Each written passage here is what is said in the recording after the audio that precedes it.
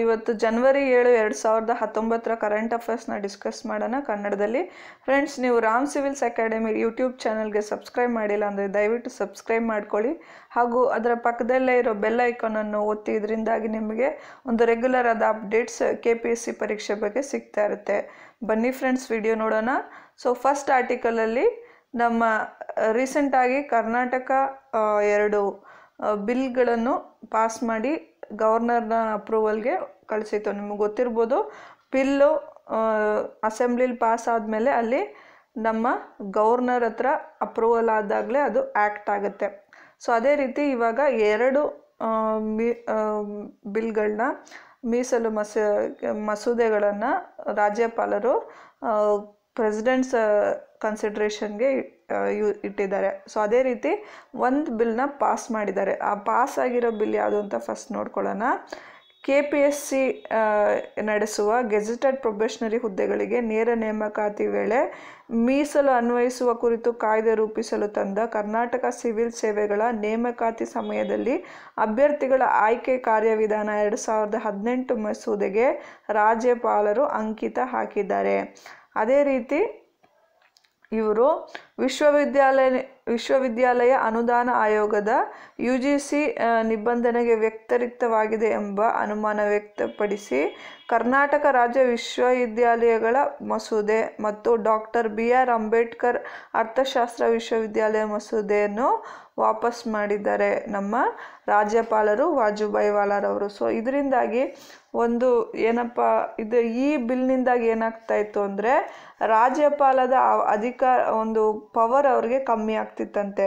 So ಹೇಗೆ ಅಂದರೆ, ನಮ್ಮ ಗವರ್ನರ್ ಯೂಶಲಿ ಎಲ್ಲರೂ ಕುಲಪತಿಗಳನ್ನ ಅವರೇ ನೇಮಕ ಮಾಡೋದು.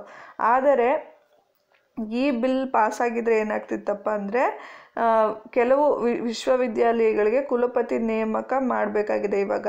ಅದೇ ರೀತಿ ಉನ್ನತ ಶಿಕ್ಷಣ ಇಲಾಖೆಯ ಅಧೀನದ ಎಲ್ಲ ವಿಶ್ವವಿದ್ಯಾಲಯ ಕಾರ್ಯನಿರ್ವಹಣೆಯಲ್ಲಿ ಒಂದು ಮಾರ್ಪಾಡು ಏಕರೂಪ ತರುವ ಉದ್ದೇಶದಿಂದ ಕಾಯ್ದೆ ರೂಪಿಸಲು ತೀರ್ಮಾನಿಸಲಾಗಿತ್ತು. ಕಾಯ್ದೆ ಜಾರಿಗೆ ಬಂದರೆ ಕುಲಪತಿಗಳ ನೇಮಕ ವಿಚಾರದಲ್ಲಿ ರಾಜ್ಯಪಾಲರ ಕೈ ಕಟ್ಟಿ ಹಾಕಿದಂತಾಗುತ್ತದೆ. ಅದೇ ರೀತಿ ಈ ಕಾರಣಕ್ಕಾಗಿ ಅವರು ಈ ಪ್ರೆಸಿಡೆಂಟ್ನ ಒಂದು ಒಪಿನಿಯನ್ಗೋಸ್ಕರ ಕಳಿಸಿರ್ಬೋದು ಅಂತ ಒಂದು ಥಾಟ್ ಇದೆ. ಓಕೆನಾ, ಒಂದು ಆರೋಪ ಕೇಳಿ ಬಂದಿದೆ ಅಂತ ಹೇಳ್ತಾ ಇದ್ದಾರೆ. ಓಕೆನಾ, ರಾಷ್ಟ್ರಪತಿಗೆ ಮೀಸಲಿಡುತ್ತೇನೆ ಅಂತ ಅವರು ಯಾವುದೇ ನಾನು ಒಪಿನಿಯನ್ ಕೊಡಲ್ಲ, I will send this to the presidents opinion ಅಂತ ಹೇಳಿದ್ದಾರೆ. ಓಕೆನಾ, ಸೊ ಇದು ಯಾವ article of the Indian constitution ನಡೀಲಿ ಈ ರೀತಿ ಅವರು ಕಳಿಸಬಹುದು? How under what article of the constitution can the governor send the bill for the consideration of the president of India? So ಇದನ್ನು ಆನ್ಸರ್ ಮಾಡಿ ಕಾಮೆಂಟ್ ಬಾಕ್ಸ್ನಲ್ಲಿ. ಓಕೆನಾ, ಗೊತ್ತಿಲ್ಲ ಅಂದರೆ ಗೂಗಲ್ ಮಾಡಿ ಸಹ ಹೇಳಿ. ಓಕೆನಾ, ನೆಕ್ಸ್ಟ್ ಆರ್ಟಿಕಲ್ ನೋಡೋಣ. ಸೊ ಇವಾಗ ರೀಸೆಂಟಾಗಿ ತುಂಬ ಆರ್ಟಿಕಲ್ಸ್ ಬರ್ತಾ ಇದೆ. ಕ್ಯಾಸನೂರು ಫಾರೆಸ್ಟ್ ಡಿಸೀಸು, ಇದ್ರ ಬಗ್ಗೆ ಸ್ವಲ್ಪ ತಿಳ್ಕೊಳ್ಳೋಣ. ಸೊ ಇದು ಕ್ಯಾಸನೂರ್ ಫಾರೆಸ್ಟ್ ಡಿಸೀಸ್ ಅಥವಾ ಮಂಕೀಸ್ ಡಿಸೀಸ್ ಅಂತ ಹೇಳ್ತಾರೆ. ಸೊ ಏನಕ್ಕಪ್ಪ ಇದನ್ನು ಕ್ಯಾಸನೂರ್ ಫಾರೆಸ್ಟ್ ಡಿಸೀಸ್ ಅಂತಾರೆ ಅಂದರೆ, 1957ರಲ್ಲಿ ಮೊದಲ ಬಾರಿಗೆ ಶಿವಮೊಗ್ಗ ಜಿಲ್ಲೆಯ ಕ್ಯಾಸನೂರು ಕಾಡು ಫಾರೆಸ್ಟ್ ವಿಭಾಗದಲ್ಲಿ ಇದು ಮೊದಲ ಬಾರಿಗೆ ಕಂಡು ಬಂದಿತ್ತು. ಯಾವಾಗ? 1957ನಲ್ಲಿ. ಓಕೆನಾ, ಸೊ ಅದೇ ರೀತಿ ಮಂಗನ ಕಾಯಿಲೆ ಅಂತ ಕೇಳ್ತಾರೆ, ಮಂಕೀಸ್ ಡಿಸೀಸ್ ಅಂತ ಏನಕ್ಕೆ ಹೇಳ್ತಾರೆ ಅಂದರೆ, ಯೂಶಲಿ ಈ ಡಿಸೀಸು ಫಸ್ಟ್ ಅಫೆಕ್ಟ್ ಆಗೋದು ಮಂಕೀಸ್. ಸೊ ಅದು ಹೆಚ್ಚು ಪ್ರಮಾಣದಲ್ಲಿ ಸಾಯ್ತವೆ. ಸೊ ಅದರಿಂದ ಬೇರೆ ಮನುಷ್ಯರಿಗೆ ಅದರಿಂದ ಸತ್ತ ಮಂಕಿ ಅಥವಾ ಇನ್ಫೆಕ್ಟೆಡ್ ಮಂಕಿಯ ಮೂಲಕ ಕಾಂಟ್ಯಾಕ್ಟ್ ಬರೋ ಮನುಷ್ಯರಿಗೆ, ಅಳಿಲುಗಳಿಗೆ, ಬೇರೆ ಪ್ರಾಣಿಗಳಿಗೆ ಇದು ಸ್ಪ್ರೆಡ್ ಆಗುತ್ತವಂತೆ. ಯಾವುದ್ರ ಮೂಲಕ ಅಂದರೆ, ಒಂದು ಉಣ್ಣೆ ಅಂತಾರಲ್ಲ, ಜಿಗಣೆ ಅಥವಾ ಉಣ್ಣೆ ಅಂತಾರಲ್ಲ, ಅದ್ರ ಮೂಲಕ ಇದು ಸ್ಪ್ರೆಡ್ ಆಗುತ್ತೆ. ಟಿಕ್ ಬೋನ್ ಎನ್ಸೆಫಲೈಟಿಸ್ ವೈರಲ್ ಹೆಮೊರೇಜಿಕ್ ಡಿಸೀಸ್ ಅಂತ ಹೇಳ್ತೀವಿ ಇಂಗ್ಲೀಷಲ್ಲಿ. ಸೊ ಹಾಗಂದರೆ ಉಣ್ಣೆಯ ಮೂಲಕ ಹರಡುವ ರೋಗ ಅಂತ ಹೇಳ್ಬೋದು. ಓಕೆನಾ, ಸೊ ಮನುಷ್ಯರಿಂದ ಮನುಷ್ಯರಿಗೆ ಇದು ಹರಡುವುದಿಲ್ಲ. ಓಕೆನಾ, it is not transmitted between the humans. ಓಕೆನಾ, ಸೊ ಇದು ಕಾಸ್ ಆಗೋದು ಒಂದು ವೈರಸ್ನಿಂದಾಗಿ. ಓಕೆನಾ, so it is a viral affected disease. Endemic in Karnataka ಅಂದರೆ, ಎಂಡಮಿಕ್ ಅಂದರೆ ಏನರ್ಥ ಅಂದರೆ ಕಾನ್ಸ್ಟೆಂಟ್ ಆಗಿ ಮತ್ತೆ ಇದು ಕರ್ನಾಟಕದಲ್ಲಿ ತಿರುಗಿ 1957ರಿಂದ ಇಲ್ಲಿವರೆಗೂ ಬರ್ತಾನೆ ಇದೆ. ಸೊ ಇದು ವೈರಸ್ ಯಾವುದಪ್ಪ ಫ್ಯಾಮಿಲಿ ಅಂದರೆ ಫ್ಲಾವಿ ವೈರಸ್ ಅಂದರೆ it spreads through the tick ಅಂದರೆ ಉಣ್ಣೆ, ಓಕೆನಾ. ಇದು ಈ ಉಣ್ಣೆಯ ಕಡಿತದ ಮೂಲಕ ಸ್ಪ್ರೆಡ್ ಆಗುತ್ತೆ, ಓಕೆನಾ. ಸೊ ಒಂದು ಮಂಕಿ ಅಥವಾ ಒಂದು ಮಂಗ ಸತ್ತಾಗ ಈ ಕ್ಯಾಸನೂರ್ ಇನ್ಫೆಕ್ಷನ್ನಿಂದ ಸೊ ಅದರಿಂದಾಗಿ ಆ ಉಣ್ಣೆಗಳು ಸ್ಪ್ರೆಡ್ ಆಗಕ್ಕೆ ಸ್ಟಾರ್ಟ್ ಆಗ್ತವೆ ಬೇರೆ ಪ್ರಾಣಿಗಳಿಗೆ, ಮರಕ್ಕೆ ಹಾಗೂ ಆ ಕಾಡಿನಲ್ಲಿಗೆ ಬಂದು ಹೋಗುವ ಜನರಿಗೆ ಹಾಗೂ ಆ ಕಾಡಿನ ಅಂಚಿನಲ್ಲಿ ವಾಸಿಸುವ ಗ್ರಾಮಸ್ಥರಿಗೆ ಇದು ಸ್ಪ್ರೆಡ್ ಆಗಕ್ಕೆ ಸ್ಟಾರ್ಟ್ ಆಗುತ್ತಂತೆ. ಸೊ ಇದು ಸಾಮಾನ್ಯವಾಗಿ it is a self-limiting disease, but when people who are having less immunity, ಹಾಗಂದರೆ ಅವರ ರೋಗ ನಿರೋಧಕ ಶಕ್ತಿ ಕಮ್ಮಿ ಇರುವ ವ್ಯಕ್ತಿಗಳಲ್ಲಿ ಇದು ಹೆಚ್ಚು ಒಂದು ಇಂಟೆನ್ಸಿಟಿ ಜಾಸ್ತಿ ಇರುತ್ತೆ, ಓಕೆನಾ. ಸೊ ಅದರಿಂದಾಗಿ ಕ್ಯಾಸನೂರ್ ಫಾರೆಸ್ಟ್ ಡಿಸೀಸು ಈಗ ಎಲ್ಲಿ ಅಫೆಕ್ಟ್ ಆಗ್ತಾ ಇದೆ ಅಂದರೆ ಸಾಗರ ಶಿಕಾರಿಪುರ ತಾಲೂಕು, ಸೊರಬ, ಶಿವಮೊಗ್ಗ, ಹಾಗೆಯೇ ಚಾಮರಾಜನಗರ ಜಿಲ್ಲೆಯಲ್ಲಿ ಕೂಡ ಅಫೆಕ್ಟ್ ಆಗಿದೆ, ಓಕೆನಾ. ಸೊ ಒಂದೇ ಊರಿನ 6 ಜನರು ಈಚೆಗೆ ಸಾವನ್ನಪ್ಪಿದ್ದಾರೆ. ಸೊ ಆ ನಂತರ ಏನಾಯಿತು, ಫಸ್ಟ್ ಇದು ಕಂಡುಬಂದಿದ್ದಲ್ಲಿ ಸಾಗರ, ಶಿಕಾರಿಪುರ, ಸೊರಬ, ಇದು 3 ಶಿವಮೊಗ್ಗ ಜಿಲ್ಲೆಯಲ್ಲಿ ಇದೆ. ಆನಂತರ ಎಲ್ಲಿಗೆ ಸ್ಪ್ರೆಡ್ ಆಯಿತು ಅಂದರೆ ಉತ್ತರ ಕನ್ನಡ, ಉಡುಪಿ, ಮಂಗಳೂರು, ಇದೆಲ್ಲ ದಕ್ಷಿಣ ಕನ್ನಡ. ಅದಾದಮೇಲೆ ಚಿಕ್ಕಮಂಗ್ಳೂರು ಡಿಸ್ಟ್ರಿಕ್ಕು ಸಹ ಸ್ಪ್ರೆಡ್ ಆಯಿತು. ಆದ ನಂತರ ಏನಾಯಿತು, 2012-13ರಲ್ಲಿ ಚಾಮರಾಜನಗರ ಜಿಲ್ಲೆ, ಇಲ್ಲಿ ಕರ್ನಾಟಕದಲ್ಲಿ ವಯನಾಡು ಹಾಗೂ ಮಲಪ್ಪುರಂ ಜಿಲ್ಲೆಗಳು ಎಲ್ಲಿ ಕೇರಳದಲ್ಲಿ, ಹಾಗೇನೆ ನೀಲಗಿರಿ ಜಿಲ್ಲೆ ಡಿಸ್ಟ್ರಿಕ್ಟು ತಮಿಳುನಾಡಿನಲ್ಲಿ 2012-13ನಲ್ಲಿ ಸ್ಪ್ರೆಡ್ ಆಯಿತು, ಓಕೆನಾ. ಅದೇ ರೀತಿ 2013ನಲ್ಲಿ ಬಂಡೀಪುರ ಟೈಗರ್ ಫಾರೆಸ್ಟ್ ರಿಸರ್ವ್ ಇದೆ ಅಲ್ವಾ, ನಮ್ಮ ಬಂಡೀಪುರ ಹುಲಿ ರಕ್ಷಿತ ಪ್ರದೇಶ ಎಲ್ಲಿದೆ ಅಲ್ಲಿ ಒಂದು ಸಿವಿಯರ್ ಔಟ್ಬ್ರೇಕ್ ಉಂಟಾಯಿತು 2013ರಲ್ಲಿ. ಸೊ 2015ರಲ್ಲಿ ಗೋವಾದಲ್ಲಿ, ಗುಜರಾತಲ್ಲಿ, ವೆಸ್ಟ್ ಬೆಂಗಾಲಲ್ಲಿ, ಅಂಡಮಾನ್ ನಿಕೋಬಾರ್ ಐಲ್ಯಾಂಡ್ಸ್ನಲ್ಲಿ ಇದು ಕಂಡು ಬಂದಿತ್ತು, ಓಕೆನಾ. ಸೊ ಜನರ ಸೀರಮ್ ಎಕ್ಸಾಮಿನೇಷನ್ ಮಾಡುವಾಗ ಈ ವೈರಸ್ ಇರುವುದು ಜನರಲ್ಲಿ ಕಂಡು ಬಂದಿದೆ. ಹಾಗೂ ಬೇರೆ ದೇಶಗಳಲ್ಲಿ ಎಲ್ಲಿ ಕಂಡು ಬಂದಿದೆ ಅಂದರೆ ಚೈನಾ ಹಾಗೂ ಸೌದಿ ಅರೇಬಿಯಾನಲ್ಲಿ ಕೂಡ ಈ ಕ್ಯಾಸನೂರ್ ಫಾರೆಸ್ಟ್ ಡಿಸೀಸ್ನ ವೇರಿಯಂಟ್ ವೈರಸಸ್ಸು ಕಂಡು ಬಂದಿದೆ. ಸೊ ಇದಕ್ಕೆ ಸೊಲ್ಯೂಷನ್ ಏನಪ್ಪ, ಇದಕ್ಕೆ ಹೇಗೆ ಪ್ರಿವೆಂಟ್ ಮಾಡೋದು, ಇದ್ರ ಸಿಂಪ್ಟಮ್ಸ್ ಏನು ಅಂತ ತಿಳ್ಕೊಳ್ಳೋಣ. So Kyasanur forest disease is similar to any viral infection, fever, ಓಕೆನಾ. ಇದರಲ್ಲಿ ಸಿವಿಯರ್ ಫೀವರ್ ಇರುತ್ತೆ, ಹೆಮೊರಾಜಿಕ್ ಇರುತ್ತೆ. ಅಂದರೆ ಹೆಮರೇಜಿಕ್ ಅಂದರೆ ಬ್ಲಡ್ ವಾಮಿಟ್ ಮಾಡ್ಬೋದು, ಯೂರಿನಲ್ಲಿ ಬ್ಲಡ್ ಪಾಸ್ ಆಗ್ಬೋದು. ಸೊ ಹೆಮೊರಾಜಿಕ್ ಅಂದರೆ there is blood in the secretion of the human, ಓಕೆನಾ. ಸೊ ಅದೇ ರೀತಿ ಅವರಿಗೆ severe blood count, platelet count, ಬಿಳಿ ರಕ್ತ ಕಣಗಳು ಹಾಗೂ ಕೆಂಪು ರಕ್ತ ಕಣಗಳ ಸಿವಿಯರ್ ಕೌಂಟ್ ಕಮ್ಮಿ ಆಗುತ್ತೆ, ಓಕೆನಾ. ಅದೇ ರೀತಿ ಜ್ವರ ಹೆಚ್ಚಾಗಿರುತ್ತೆ, ಗಂಟುಗಳ ನೋವು ಹೆಚ್ಚಾಗಿರುತ್ತೆ. ಸೊ ಇದು ಆದಷ್ಟು ಬೇಗ ಏನೇ ಫೀವರ್ ಇದ್ರೂ ದಯವಿಟ್ಟು ಡೆಂಗ್ಯೂಗೆ ಸಿಮಿಲರ್ ಆಗಿರುತ್ತೆ symptoms, but that is not dengue, this is KFD, ಓಕೆನಾ. ಸೊ ಇಮಿಡಿಯೇಟಾಗಿ ಹೋಗಬೇಕು. ಸೊ ಇದಕ್ಕೆ ಪ್ರಿವೆಂಟ್ ಮಾಡೋಕ್ಕಾಗಲ್ವಾ, ಪ್ರಿವೆಂಟ್ ಮಾಡ್ಬೋದು. ಇದಕ್ಕೆ ವ್ಯಾಕ್ಸಿನೇಷನ್ ಇದೆ, ಟ್ರೀಟ್ಮೆಂಟ್ ಇಲ್ಲ, ಬಟ್ ವ್ಯಾಕ್ಸಿನೇಷನ್ ಇದೆ. 3 shots of vaccination will provide 83% of efficiency ಅಂತ ಪ್ರೂವ್ ಆಗಿದೆ, ಓಕೆನಾ.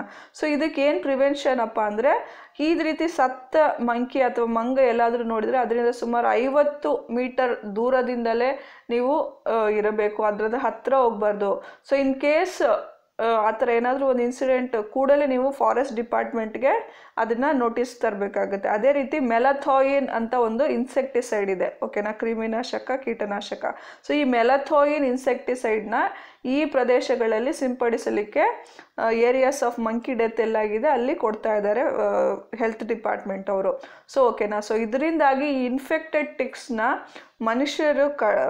ಈ ಇನ್ಫೆಕ್ಟೆಡ್ ಟಿಕ್ಸ್ ಅಥವಾ ಉಣ್ಣೆಗಳು ಏನಿರ್ತವೆ, ಸೊ ಇದರಿಂದಾಗಿ ಇದು ಮನುಷ್ಯರನ್ನು ಕಡಿದಾಗ ಅಥವಾ ಆ ಪ್ರಾಣಿಗಳು ಕಚ್ಚಿ ಆ ಪ್ರಾಣಿಗಳ ಕಾಂಟ್ಯಾಕ್ಟ್ಗೆ ಮನುಷ್ಯ ಬಂದಾಗ ಸೊ ಅದರಿಂದಾಗಿ ಈ ಇನ್ಫೆಕ್ಷನ್ ಸ್ಪ್ರೆಡ್ ಆಗ್ತಾ ಇದೆ ಹೆಚ್ಚಾಗಿ.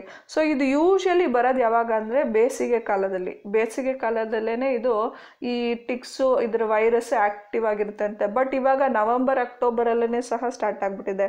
ಸೊ ಇದರಿಂದಾಗಿ ಈ ಸಮ್ಮರ್ ಬರೋಷ್ಟರಲ್ಲಿ ಇದರ ಇನ್ನೂ ಸ್ವರೂಪ ತೀವ್ರವಾಗಿರಬಹುದು ಅಂತ ಒಂದು ಅನಿಸಿಕೆ ಇದೆ. ಸೊ ಅದರಿಂದಾಗಿ ಈ ಗ್ರಾಮಾಂತರ ಪ್ರದೇಶದಲ್ಲಿರೋರು ಆದಷ್ಟು ಕೇರ್ಫುಲ್ಲಾಗಿ ಇದ್ರ ಬಗ್ಗೆ ಇರಬೇಕು ಅಂತ ಒಂದು ಹೆಲ್ತ್ ಡಿಪಾರ್ಟ್ಮೆಂಟ್ ಅವರು ಒಂದು ಹೇಳಿದ್ದಾರೆ, ಓಕೆನಾ. ಸೊ ತಿಳ್ಕೊಳ್ಳಿ. ನೆಕ್ಸ್ಟ್ ಏನಪ್ಪ ಅಂದರೆ ರೈಲು ನಿಲ್ದಾಣಗಳಲ್ಲೂ ಸಹ ಭದ್ರತಾ ತಪಾಸಣೆ ಇರುತ್ತಂತೆ ಇನ್ನು ಮೇಲೆ. ಸೊ ಇಂಡಿಯನ್ ರೈಲ್ವೇಸ್ ಡಿಪಾರ್ಟ್ಮೆಂಟು ದೇಶದ ಸುಮಾರು 202 ರೈಲ್ವೆ ನಿಲ್ದಾಣಗಳನ್ನು ಆಯ್ಕೆ ಮಾಡಿಕೊಂಡಿದೆ. ಸೊ ಇದರಲ್ಲಿ ಏನಪ್ಪ ಒಂದು ಅಡ್ವಾಂಟೇಜ್ ಅಂದರೆ ಸುಮಾರು ಅತ್ಯಾಧುನಿಕ ತಂತ್ರಜ್ಞಾನ ಒಳಗೊಂಡ ಭದ್ರತಾ ತಪಾಸಣೆ ಇರುತ್ತೆ, ಸಿಮಿಲರ್ ಟು ಏರ್ಪೋರ್ಟ್ಗಳಲ್ಲಿ ಇರುತ್ತಲ್ವಾ. ಸೊ ಅದರಿಂದಾಗಿ ಇವಾಗ ನಮ್ಮ ಕರ್ನಾಟಕದಲ್ಲಿ ಹುಬ್ಬಳ್ಳಿ ರೈಲ್ವೆ ಸ್ಟೇಷನಲ್ಲಿ ಇದನ್ನು ಇನ್ಸ್ಟಾಲ್ ಮಾಡ್ತಾರಂತೆ. ಸೊ ಹೇಗೆ ಇದಿರುತ್ತೆ ಅಂದರೆ ಸುಮಾರು CCTV ಕ್ಯಾಮ್ರಾ ಇರುತ್ತೆ, ಪ್ರವೇಶ ನಿಯಂತ್ರಣ ಇರುತ್ತೆ, ಹಾಗೆಯೇ ಬ್ಯಾಗೇಜ್ ಎಲ್ಲ ಚೆಕ್ ಮಾಡ್ತಾರಲ್ವಾ ಕ್ಯಾಮ್ರಾ, ಇನ್ಫ್ರಾರೆಡ್ ಕ್ಯಾಮ್ರಾ ಮೂಲಕ. ಇಲ್ಲಿ ನೀವು ಮೆಟ್ರೋ ಒಳಗಡೆ ಹೋಗುವಾಗ ನೋಡಿರಬೇಕು. ಅದೇ ರೀತಿ ಏನಾದರೂ ಒಂದು ಬಾಂಬ್ ಡಿಟೆಕ್ಟರ್ನ ಸಹ ಯೂಸ್ ಮಾಡ್ತಾರಂತೆ. ಸೊ ಈ ರೀತಿ 4 ಲೆವೆಲಲ್ಲೂ ಸಹ ಟೆಸ್ಟ್ ಮಾಡ್ತಾರೆ. ಸೊ ಇದರಿಂದಾಗಿ ಏನಪ್ಪ ಅಂದರೆ ಎಷ್ಟು ಒಂದೊಂದು ರೈಲ್ವೆ ಸ್ಟೇಷನಲ್ಲೂ ಸಹ 2 ಎಂಟ್ರೆನ್ಸ್ 3 ಎಂಟ್ರೆನ್ಸ್ ಎಲ್ಲ ಇರುತ್ತೆ. ಸೊ ನೀವು ನೋಡಿರ್ಬೋದು ಬ್ಯಾಂಗ್ಳೂರಲ್ಲೇ 2 ಎಂಟ್ರೆನ್ಸ್ ಇದೆ. ಸೊ ಎಷ್ಟು ಎಂಟ್ರೆನ್ಸ್ ಇರುತ್ತೆ ಅಲ್ಲೆಲ್ಲ ಇನ್ಸ್ಟಾಲ್ ಮಾಡಬೇಕಾಗುತ್ತೆ. ಸೊ ಅದೇ ರೀತಿ ಎಲ್ಲ ಕಡೆನೂ ಇವರು ಪ್ರೊಟೆಕ್ಟಿವ್ ವಾಲ್ಸ್ನ ಇನ್ಸ್ಟಾಲ್ ಮಾಡಬೇಕಾಗುತ್ತೆ. ಎಷ್ಟೋ ಕಡೆ ಎಂಟ್ರೆನ್ಸ್ ಇದು ವಾಲ್ಸೇ ಇರಲ್ಲ ರೈಲ್ವೆ ಸ್ಟೇಷನ್ಗಳಲ್ಲಿ. ಸೊ ಅದರಿಂದಾಗಿ ಈ ಪ್ರೊಟೆಕ್ಷನ್ ವಾಲ್ಸ್ನ ಇನ್ಸ್ಟಾಲ್ ಮಾಡಬೇಕಾಗುತ್ತೆ. ಅದೇ ರೀತಿ ಇವಾಗ ನೀವು ರೈಲ್ವೆ ಸ್ಟೇಷನಲ್ಲಿ ಏರ್ಪೋರ್ಟಲ್ಲಾದರೂ ಲಿಮಿಟೆಡ್ ಜನ ಬರ್ತಾರೆ ಹೋಗ್ತಾರೆ, ಆದರೆ ರೈಲ್ವೆ ಸ್ಟೇಷನಲ್ಲಿ ಬಹಳಷ್ಟು ಲಕ್ಷ ಜನ ಒಂದು ದಿವಸಕ್ಕೆ ಬರ್ತಾರೆ ಹೋಗ್ತಾರೆ. ಸೊ ಅವ್ರನ್ನೆಲ್ಲರನ್ನೂ ಎಕ್ಸಾಮಿನ್ ಮಾಡಬೇಕು, ಅವ್ರನ್ನ ಟೆಸ್ಟ್ ಮಾಡಬೇಕು ಅಂದರೆ it will take A longer time. So ಇದು ಫೀಸಿಬಲ್ಲಾ ಅಂತ ಏನಂತ ನೋಡಬೇಕು ಫ್ಯೂಚರಲ್ಲಿ ಯಾವಾಗ ಇಂಪ್ಲಿಮೆಂಟ್ ಆಗುತ್ತೋ, ಓಕೆನಾ. So but this is A very good step, but it needs A lot of investment, ಓಕೆನಾ. ಸೊ ಎಷ್ಟಪ್ಪ ಅಂದರೆ ಸುಮಾರು 385 ಕೋಟಿ ಅಷ್ಟು ಇದಕ್ಕೆ ಖರ್ಚಾಗುತ್ತಂತೆ. ಬಟ್ ಸೆಕ್ಯೂರಿಟಿಗೋಸ್ಕರ ಎಷ್ಟು ಖರ್ಚು ಮಾಡೋದು ನೋ ಪ್ರಾಬ್ಲಮ್ ಅಂತ ಅನಿಸುತ್ತೆ. ಸೊ ಬನ್ನಿ ನೆಕ್ಸ್ಟ್ ಆರ್ಟಿಕಲ್ ನೋಡೋಣ. ಸೊ ಸದ್ಯದಲ್ಲಿ ಹೊಸ ನಿಯಮ ಏನಪ್ಪ ಅಂದರೆ ನಮ್ಮ DLನ ಸಹ ನಾವು ಡ್ರೈವಿಂಗ್ ಲೈಸೆನ್ಸ್ನ ಸಹ ನಾವು ಆಧಾರ್ ಜೊತೆಗೆ ಕನೆಕ್ಟ್ ಮಾಡಬೇಕು ಅಂತ ಹೇಳಿದ್ದಾರೆ. ಸೊ ಅಪಘಾತ ಮಾಡಿ ನಕಲಿ ಚಾಲನ ಪರವಾನಗಿ ಪಡೆಯಲು ಹೋದರೆ ಈಗಾಗಲೇ ಒಂದು ಪರವಾನಗಿ ಪಡೆದಿರುವುದರಿಂದ ಮತ್ತೊಂದನ್ನು ಕೊಡಲಾಗದು ಎಂದು ಕಂಪ್ಯೂಟರ್ ತಿಳಿಸುತ್ತದೆ. ಸೊ ಯಾವಾಗ ನಾವು ಒಂದು DLನ ಆಧಾರ್ಗೆ ಲಿಂಕ್ ಮಾಡ್ತೀವಿ, so it is link to all the data, ನಮ್ದು ಎಲ್ಲ bank everything will be linked. So ಇವಾಗ ಬ್ಯಾಂಕ್ ಲಿಂಕ್ ಆಗಿದೆ, ಹಾಗೂ ನಮ್ಮ ಪೋಸ್ಟ್ ಆಫೀಸ್ ಅಕೌಂಟ್ಸು, ಪ್ಯಾನ್ ಎಲ್ಲನೂ ಲಿಂಕ್ ಆಗಿದೆ. ಸೊ DL ಲಿಂಕ್ ಆದರೆ ಒಂದು ವೇಳೆ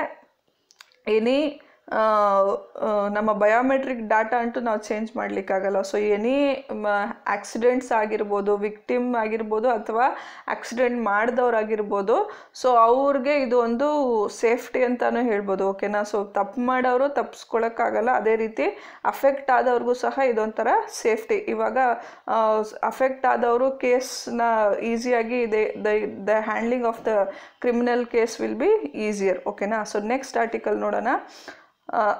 ರೀಸೆಂಟಾಗಿ ನೇಪಾಳದಲ್ಲಿ ನಮ್ಮ denominations above ₹100 will be banned for the transaction ಅಂತ ಒಂದು ಆರ್ಟಿಕಲ್ ನೋಡಿದ್ವಿ. ಸೊ ಇವಾಗ ಏನು ಬಂದಿದೆ ಅಂದರೆ ನೇಪಾಲ್ ನ್ಯಾಷನಲ್ ಬ್ಯಾಂಕು ಸೊ RBIಗೆ ಪತ್ರ, they have return a letter that to allow the transaction of the routes about ₹100, that is 200, 500 and 2000 rupees. So ಇದರಿಂದಾಗಿ ಒಂದು ಫೆಮಾ ಅಂದರೆ ವಿದೇಶಿ ಫಾರಿನ್ ಎಕ್ಸ್ಚೇಂಜ್ ಮ್ಯಾನೇಜ್ಮೆಂಟ್ ಆ್ಯಕ್ಟ್ ಅಡಿಯಲ್ಲಿ ಒಂದು ಆರ್ಡರ್ ಮಾಡಬೇಕು. ಯಾರಪ್ಪ ಅಂದರೆ RBI. ಸೊ ಆವಾಗಲೇ ಈ ಟ್ರಾನ್ಸಾಕ್ಷನ್ ಮಾಡಲಿಕ್ಕಾಗೋದು ನೇಪಾಳದಲ್ಲಿ. ಸೊ ಇದರಿಂದಾಗಿ ಏನಕ್ಕೋಸ್ಕರ ಇದು ಲೆಟರ್ ಬರೆದಿದ್ದಾರೆ ಅಂದರೆ ಸಾಕಷ್ಟು ಜನ ಟೂರಿಸ್ಟು ಅಲ್ಲಿ ಹೋಗ್ತಾರೆ ನೇಪಾಳಕ್ಕೆ. ಸೊ ಅವರೆಲ್ಲ ಟ್ರಾನ್ಸಾಕ್ಷನ್ ಮಾಡುವಾಗ ಬರೀ ₹100 ಕೆಳಗಡೆನೇ ಟ್ರಾನ್ಸಾಕ್ಷನ್ ಮಾಡಿ ಅಂದರೆ that is not feasible actually. So ಅದರಿಂದಾಗಿ ಈ ಒಂದು ಆರ್ಡರ್ನ ಲೆಟರ್ನ ಕಳಿಸಿದ್ದಾರೆ RBIಗೆ. So that will be easy for the tourist and the people visiting Nepal, ಓಕೆನಾ. ಸೊ ನೆಕ್ಸ್ಟ್ ಆರ್ಟಿಕಲ್ ಏನಪ್ಪ ಅಂದರೆ DRDO's laser fence to add security along the LOC. So LOC ಅಂದರೆ line of control. So DRDO is defence research development organisation. So ಇವರು ಒಂದು laser ಫೆನ್ಸ್ನ develop ಮಾಡಿದ್ದಾರೆ. DRDOನ ಒಂದು institution at the laser science and technological centre in Delhi, ಓಕೆನಾ. So ಇವರು ಒಂದು ಇನ್ವಿಸಿಬಲ್ ಲೇಸರ್ ಫೆನ್ಸ್ನ ಡೆವಲಪ್ ಮಾಡಿದ್ದಾರೆ. So that would be a barrier to the border security. So LOCಯಲ್ಲಿ ಹಾಗೂ ಇನ್ನೆಲ್ಲಿ ಯೂಸ್ ಮಾಡ್ತಾ ಇದ್ದಾರೆ ಅಂದರೆ ಇದನ್ನು ಮಾವೋಯಿಸ್ಟ್ ಏರಿಯಾ ಇದೆಯಲ್ಲ, ಎಲ್ಲಿ ನಮ್ಮ ಛತ್ತೀಸ್ಗಢ, ಜಾರ್ಖಂಡ್ ಆ ಥರ ಪ್ರದೇಶಗಳಲ್ಲಿ ಈ ಮಾವೋಯಿಸ್ಟ್ಗಳದ್ದು ತೊಂದರೆ ಇದೆಯಲ್ಲ, ಅಲ್ಲಿ ಸಹ ಇದನ್ನು ಯೂಸ್ ಮಾಡ್ತಾರಂತೆ. So it is use to monitor even humans, animals ಯಾವುದೇನೇ ಟ್ರೆಸ್ ಪಾಸ್ ಮಾಡಿದ್ರು ಇದರಿಂದ ಒಂದು 400 to 500 ಮೀಟರ್ಸ್ ಡಿಸ್ಟೆನ್ಸಲ್ಲಿ ಒಬ್ಬ ವ್ಯಕ್ತಿ ಕೂತ್ಕೊಂಡು ಅದನ್ನು ಮಾನಿಟರ್ ಮಾಡ್ಬೋದು. ಸೊ ಇದರಿಂದಾಗಿ ಒಂದು ಡೇ ಆ್ಯಂಡ್ ನೈಟ್ ಮಾನಿಟರ್ ಮಾಡಲಿಕ್ಕೆ LOCಯಲ್ಲಿ ಫ್ರೀಕ್ವೆಂಟ್ ವೈಲೇಷನ್ಸ್ ಆಗ್ತಾ ಇರುತ್ತೆ, ಟ್ರೆಸ್ ಪಾಸ್ಗಳಾಗ್ತಾ ಇರುತ್ತೆ. ಸೊ ಇದರಿಂದಾಗಿ ಒಂದು ಇಂಡಿಯಾ ಪಾಕಿಸ್ತಾನ್ ಬಾರ್ಡರ್ ಇರ್ಬೋದು ಅಥವಾ ಈ ನಾರ್ತ್ ಈಸ್ಟಲ್ಲಿ ಬಾರ್ಡರ್ಸ್ ಇರ್ಬೋದು. ಸೊ ಇದರಿಂದಾಗಿ ಒಂದು ಇನ್ಸ್ಟಾಲ್ ಮಾಡಲಿಕ್ಕೆ ಬಹಳಷ್ಟು ಅನುಕೂಲ ಇರುತ್ತೆ. So it is developed by the Defense Research Development Organization. So the chairman of DRDO is Satish Reddy. So recently January 1st DRDO establishment day na celebrate madidru. So DRDO was established in the year 1958 on January 1st. So it provides for the research work in the defense sector. Okay na. So ಅದೇ ರೀತಿ next article ನೋಡೋಣ. ಕೇರಳ ಸ್ಟೇಟಲ್ಲಿ ಆಗಸ್ಟಲ್ಲಿ there was severe floods. ಓಕೆನಾ. So this because of the severe floods lots of infrastructure and the day-to-day services are affected. So in order to bring back it to the normal position, the Kerala government has requested for the extra this calamity cess. Okay na. So calamity cess of 1% can be levied by the Kerala government ಅಂತ GST panel ಒಂದು hello ಮಾಡಿದೆ. So ಇದರಿಂದಾಗಿ special taxes ಯಾವ ಥರ ಒಂದು ಸನ್ನಿವೇಶದಲ್ಲಿ ಈ ಥರ ವಿಪತ್ತು ತೆರಿಗೆ ವಿಧಿಸಲು ಕೇರಳಕ್ಕೆ ಸಮ್ಮತಿ ಕೊಟ್ಟಿದೆ. ಸೊ ಬಿಹಾರದ ಉಪಮುಖ್ಯಮಂತ್ರಿ ಸುಶೀಲ್ ಮೋದಿ ನೇತೃತ್ವದಲ್ಲಿನ ಈ ಸಮಿತಿ GST ಪ್ಯಾನಲ್ ಒಂದು 1% ಸೆಸ್ಗೆ ಒಳಪಡುವ ಸರಕು ಮತ್ತು ಸೇವೆಗಳು ಕೇರಳ ಸರ್ಕಾರವೇ ನಿರ್ಧರಿಸಿದೆ. ಸೊ ಲಿಮಿಟೆಡ್ ಟೈಮಿಗೆ ಮಾತ್ರ 1 ವರ್ಷನೋ 2 ವರ್ಷನೋ ಈ ಸೆಸ್ನ ಅವರು ಹಾಕ್ಬೋದು. ಸೊ ಇದೇ ರೀತಿ ಹೆಚ್ಚು ಸಂಪನ್ಮೂಲ ಇದರಿಂದಾಗಿ ಒಂದು ಬರುವ ರೆವೆನ್ಯೂವನ್ನು ಈ ರೀತಿ ಒಂದು ರೆವೆನ್ಯೂನ ಯೂಸ್ ಮಾಡಿಕೊಂಡು ಅದನ್ನು ರಿಕನ್ಸ್ಟ್ರಕ್ಷನ್ ಆ್ಯಂಡ್ ರಿಹ್ಯಾಬಿಲಿಟೇಷನ್ ಅಂದರೆ ಹಣಕಾಸು ನಷ್ಟ ಸರಿದೂಗಿಸಲು ಹಾಗೂ ಪುನರ್ವಸತಿ ಯೋಜನೆಗಳನ್ನು ಜಾರಿಗೆ ತರಲು ರಾಜ್ಯದ ಒಳಗೆ ಸರಕು ಹಾಗೂ ಮತ್ತು ಸೇವೆಗಳ ಮೇಲೆ ಸೀಮಿತ ಅವಧಿಯ ಪ್ರತ್ಯೇಕ ಸೆಸ್ ವಿಧಿಸಲು ಅನುಮತಿ ನೀಡಬೇಕು ಅಂತ ಕೇರಳ ರಿಕ್ವೆಸ್ಟ್ ಮಾಡಿತ್ತು, ಅದನ್ನು ಅಪ್ರೂವ್ ಮಾಡಿದ್ದಾರೆ. ಓಕೆನಾ ಫ್ರೆಂಡ್ಸ್. ಸೊ ವಿಡಿಯೋ ಇಷ್ಟ ಆಗಿರುತ್ತೆ ಅಂದ್ಕೊಂಡಿದ್ದೀನಿ. ಇಷ್ಟ ಆಗಿದ್ರೆ ಲೈಕ್ ಮಾಡಿ, ಶೇರ್ ಮಾಡಿ ಫ್ರೆಂಡ್ಸ್ಗಳ ಜೊತೆ, ವಾಟ್ಸಪ್ ಗ್ರೂಪ್ಗಳಲ್ಲಿ ಹಾಗೂ ಟೆಲಿಗ್ರಾಮ್ ಗ್ರೂಪ್ಗಳಲ್ಲಿ. ಸೊ ಹಾಗೆಯೇ ಪಕ್ಕದಲ್ಲಿರೋ ಬೆಲ್ ಐಕಾನನ್ನು ಒತ್ತಿ, ಇದರಿಂದಾಗಿ ನಿಮಗೆ ಒಂದು ರೆಗ್ಯುಲರ್ ಆದ ಅಪ್ಡೇಟ್ ಸಿಗ್ತಾ ಇರುತ್ತೆ. Thank you.